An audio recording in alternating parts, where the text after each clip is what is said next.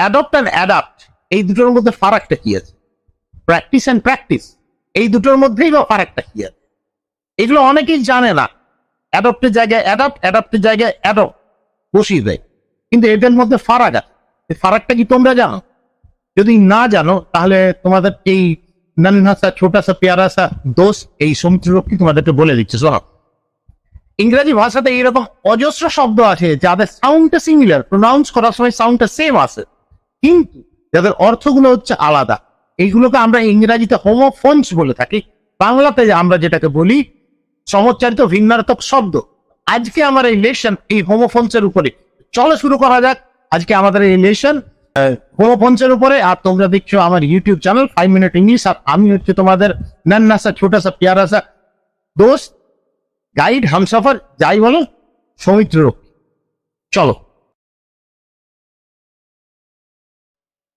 ADVICE, advice. অ্যাডভাইসের অর্থ হলো উপদেশ। এটি একটি নাউন বা বিশেষ্য পদ। ADVISE, advice. অ্যাডভাইসের অর্থ হলো উপদেশ দেওয়া।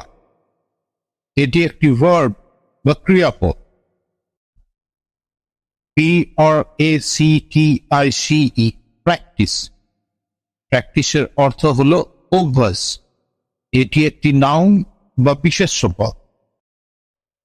PRACTISE, practice. প্র্যাকটিসের অর্থ হলো অভ্যাস করা। এটি একটি ভার্ব বা ক্রিয়াপদ। ACCEPT, accept. অ্যাকসেপ্টের অর্থ হলো গ্রহণ করা। এটি একটি ভার্ব বা ক্রিয়াপদ।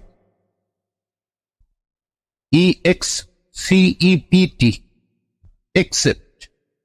একসেপ্টের অর্থ হলো ব্যতিরেকে। এটি একটি প্রিপোজিশন। অনেক ক্ষেত্রে এটি আবার কনজাংশন হিসাবেও ব্যবহার করা হয়।